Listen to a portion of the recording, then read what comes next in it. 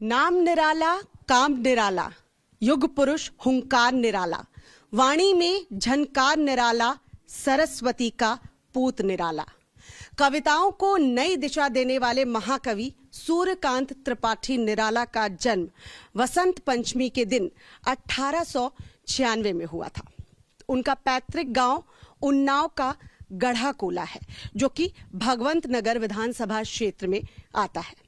Times now Navbharat की digital coverage UP के मन में क्या है, हम आप पहुंचे हैं उन्नाव के गढ़ा कोला गांव। चलिए गांव के भीतर जाएंगे, जानेंगे लोगों की राय, जानेंगे कितना बदला है निराला का ये गांव, देखेंगे, समझेंगे और जानने की कोशिश करेंगे कि जिस निराला को पूरी दुनिया जानती है, क्या उनका पैतृक गांव गढ़ा कोला भी उतना ही विकास के रास्ते पर आगे बढ़ा है या नहीं। चलिए गांव का रुख करते हैं। महाकवि सूर्यकांत त्रिपाठी निराला का जन्म वसंत पंचमी के दिन साल 1896 में बंगाल के मेदिनीपुर जिले में हुआ था। माँ बाप ने उनका नाम सूर्य कुमार रखा था, लेकिन बाद में लेखनी के क्षेत्र में आने के बाद उन्होंने अपना नाम सूर्यकांत कर लिया। सूर्यकांत बड़े ही निराले स्वभाव के थे। उनके निराले स्वभाव के चलते ही निराला उपनाम उन्होंने अपने नाम के साथ जोड़ लिया। निराला का पैतृक गांव गढ़ा कोला उत्तर प्रदेश के उन्नाव जिले में है। हम जब उनके गांव पहुंचे तो वहां उनका नाम तो नजर आया, लेकिन गांव के हालात ने राजनीतिक उदासीनता की कहानी बयां कर दी। गढ़ा कोला गांव उत्तर प्रदेश के शहर उन्नाव से लगभग 40 किलोमीटर दूर है। यहाँ पहुंचने पर हमारी नजर महाकवि निराला के नाम पर बने पार्क पर पड़ी। पार्क की हालत देखकर ऐसा लगा मानो पार्क बनाकर खाना पूर्ति की गई हो। कुछ बच्चे खेल जरूर रहे थे, पर बच्चों के खेलने की जगह ठीक नहीं थी। टूटे झूले, लंबे लंबे घास जो झाड़ियों में तब्दील हो चुके हैं। हाँ, पार्क में पत्थर पर निराला की कविता की कुछ पंक्तियां जरूर लिखी गई हैं, लेकिन उस पर जमी धूल और पार्क की दुर्दशा मानो उपेक्षा का एहसास करा रही थी। पार्क के पास एक पुरानी लाइब्रेरी पर नजर पड़ी, जिसका नाम भी निराला के नाम पर रखा गया है। इस लाइब्रेरी की कहानी यहाँ की देखरेख करने वाले शख्स ने बयां की। लाइब्रेरी के बंद कमरों के पीछे की सच्चाई हिंदी साहित्य और लेखकों के प्रति सरकारी उदासीनता का जीता जागता सबूत था। किताबों में दीमक लग चुके हैं। टूटी खिड़की से बारिश का पानी भीतर आ जाता है। शायद ही कोई उस लाइब्रेरी में पढ़ने आता हो। पुराना पुस्तकालय, इसकी हालत तो बहुत जर्जर है। जी मैम, पुस्तकालय बहुत जर्जर है, कोई संसाधन नहीं मैम, और यहाँ पे जो है दीमक का प्रकोप बहुत है और सारी पुस्तकें खराब हो रही हैं। और फर्नीचर भी मैम आपने तो देखा है, फर्नीचर कुछ है नहीं और मात्र एक पेपर आता है बस मैम, और कोई 10 साल से मैम इसमें कोई पुस्तकें नहीं आई। ये जो सामने उद्यान है निराला जी के नाम पर, ये जो पार्क है, इसकी स्थिति भी ठीक नहीं मैम। निराला जी के नाम पे तो बहुत कुछ हुआ, लेकिन मैम बहुत खराब है, बड़ा स्थिति दयनीय है। केयर टेकर ने बताया कि निराला के जन्मदिन यानी हर बसंत पंचमी को यहाँ मेला लगता है। तब पार्क की थोड़ी साफ सफाई जरूर हो जाती है। कुछ राजनीतिक लोग भी आते हैं, वादे तो किए जाते हैं, पर गांव के हालात अभी भी जस के तस हैं। हाँ, कुछ साल पहले जब विधानसभा के अध्यक्ष यहाँ आए थे, तो उन्होंने इस गांव को पुस्तकालय और वाचनालय भेंट की।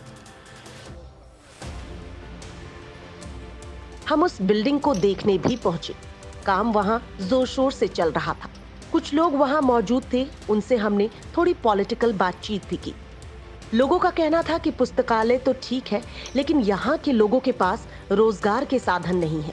ऐसे में हमारे बच्चे पढ़ लिख ले तो काम की तलाश में उन्हें बाहर ही जाना होगा। अच्छा होता कि लाइब्रेरी के साथ साथ रोजगार के लिए भी कदम उठाए जाते। गढ़ा कोला में अगर विकास की बात की जाए तो हुई है? जीरो है, यहाँ विकास नहीं है। ये जो हुआ है बस यही आप देख रहे हैं। हम लोग तो ऐसे बेरोजगार हैं यहाँ पे, हम लोग देश प्रदेश जाते हैं, यहाँ पर कुछ है ही नहीं कि हम लोग यहाँ पर आसपास में कहीं 10-5 किलोमीटर जाके हम कोई कंपनी है उधर जाके नौकरी ज्वाइन कर सकें, कुछ भी नहीं है। हम लोग ऐसे ही बेरोजगार घूमते रहते हैं। उपलब्धि यहाँ निराला जी के नाम पे की है, तो पार्क को जो आता है यहाँ पे पार्क देखता है, लेकिन पार्क के नाम पे कुछ नहीं है। निराला के गांव जाने तक पक्की सड़क बनी है, लेकिन उनके घर की हालत देखकर मायूसी के सिवा मन में कोई दूसरा भाव नहीं आया। गांव के उस चबूतरे को देखा जहां बैठकर कभी निराला ने कई सारी रचनाएं लिखी। जहां निराला का घर था वहां उनकी मूर्ति लगी है। पास में ही वो छोटी सी कोठरी है जिसके भीतर बैठकर लिखी उनकी कविताएं देश विदेश में मशहूर हुई। घर में उनके वंशज के नाम पर राजकुमार त्रिपाठी का परिवार रहता है, जो निराला के चचेरे भाई के परपोते हैं।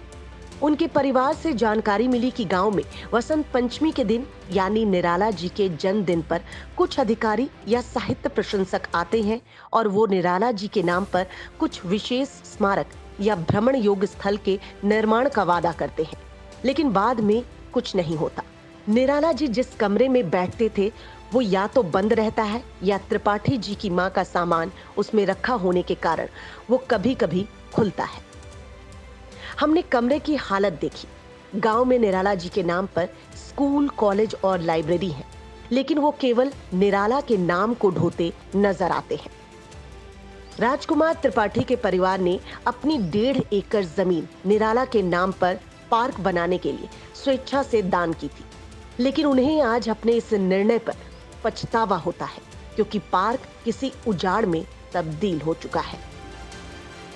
सब पेड़ लगे हुए हरा चल रहे हैं, उसमें जानवर चलते हैं। सब पैतृक आवास जमीन हमारी, उसको देखते हैं तो हमारी आत्मा बहुत तकलीफ में पहुंचती है, मगर सर्व करे कि हम कुछ कर नहीं पाते हैं।